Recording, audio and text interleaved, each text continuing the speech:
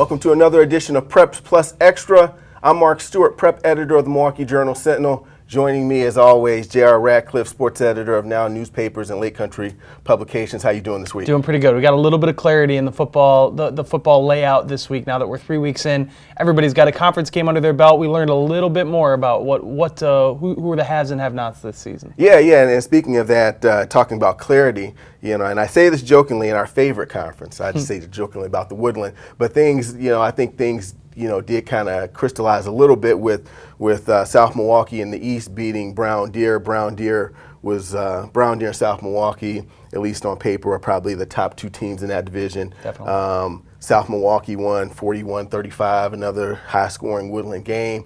On the west side, Greendale, the defending overall champion of the league, really took it to Pewaukee in a game that, I don't know if I was expecting a 37-7. I think that was the final. A huge win like that. That was impressive for Greendale.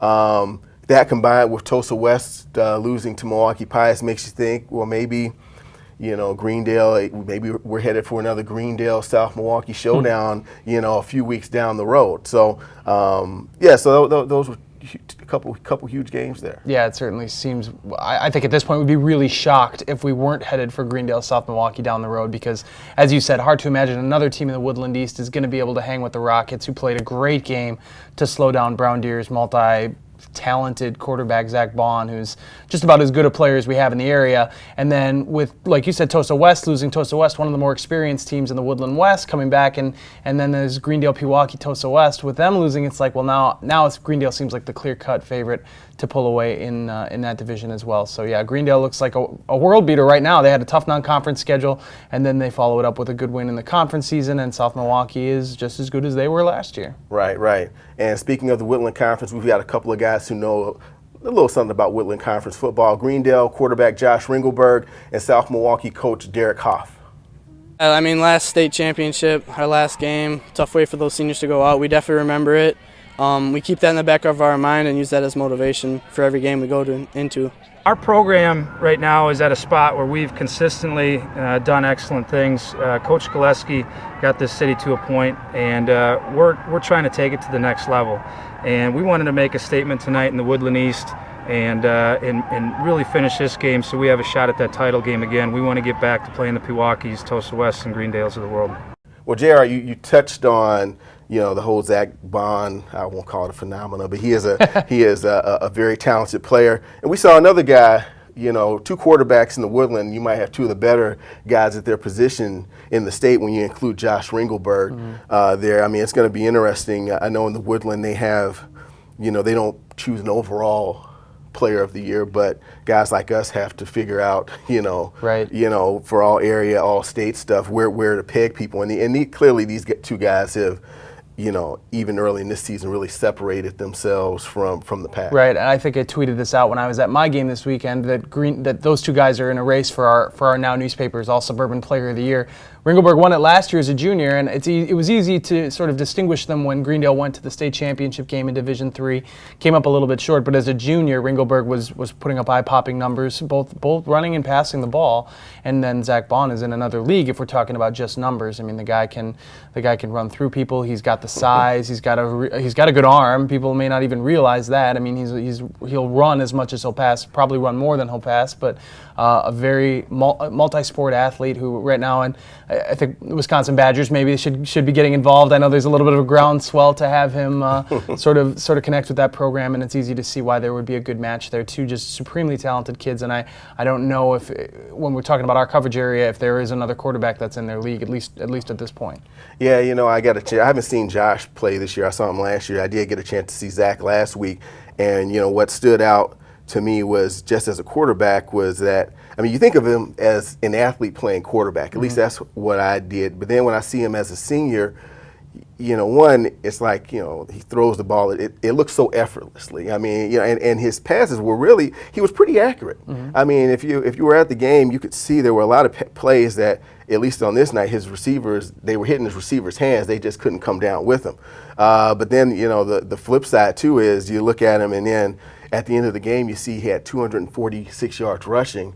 And it's like, it's not like I was thinking, where did it come from? But it's just amazing the production, right. He gets. And Josh, like you said, he's another guy that's he can run as well, right. when called upon. So yeah, that's going to be a tough call down the road. I'm glad I don't have to make a decision on any of that stuff right now. Right. And one other note from the Woodland in the East, Messmer Shorewood, after 7 years away from the conference, they got their first conference win, beat Whitnall in the league in the first game of the league season, and you touched on it already. Big win for Milwaukee Pius to upset Tosa West in a really close game. So a lot of turbulence there in the Woodland. Yeah, that wasn't the only place where a lot of turbulence. Well, we almost had some turbulence, in the Classic 8. Kettle Moraine almost shocked Arrowhead. Arrowhead needed a late touchdown to pull out that game. And down in the Southeast Conference, Kenosha Indian Trail, really surprising. I guess pulling off, maybe the surprise of the week, beating an Oak Creek team that's,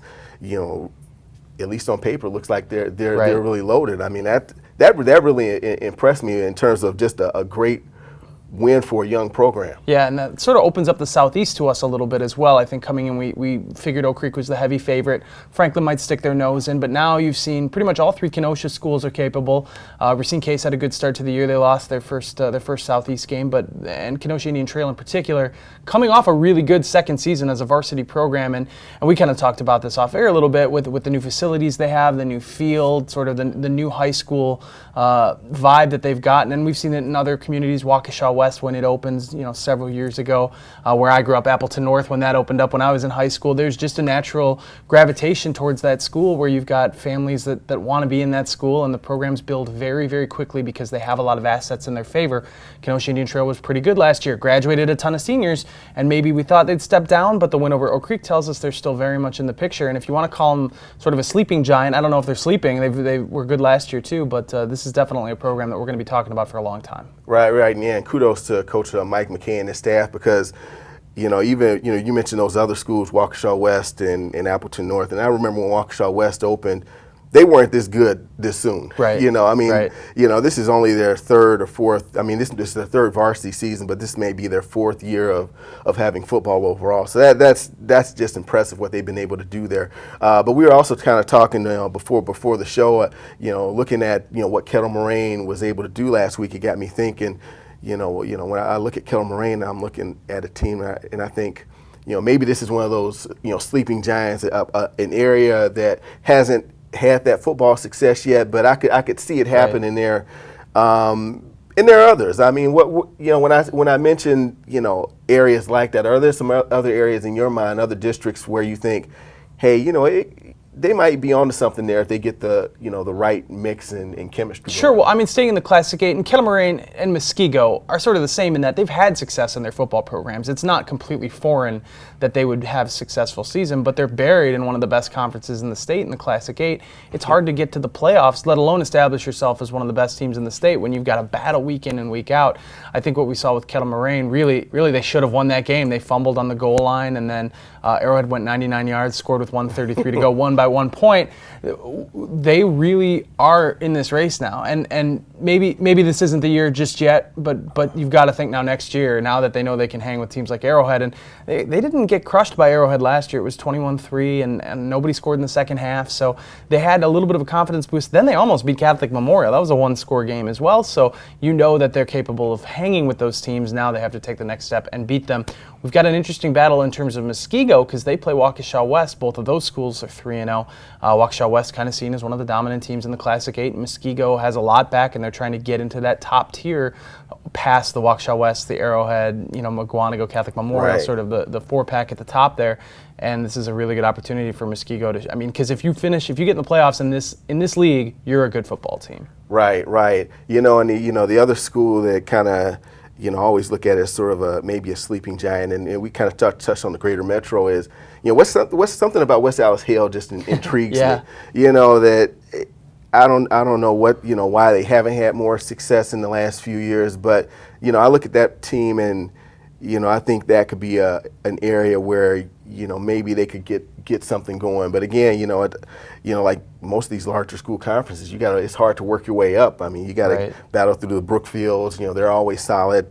Sussex is always solid. Menominee Falls, and of course Marquette. So, So yeah, that was one school that kind of popped out at me and said I wonder why they can't do it more often, or maybe with the team they have now and some of the younger guys they've got coming up, maybe they're onto something at Hale. Definitely, we'll see. So, but that's enough talking for this week. That'll wrap it up for this edition of Preps Plus Extra. But for more Preps Plus action, watch me and Lance Allen every Sunday night on TMJ4. Take care.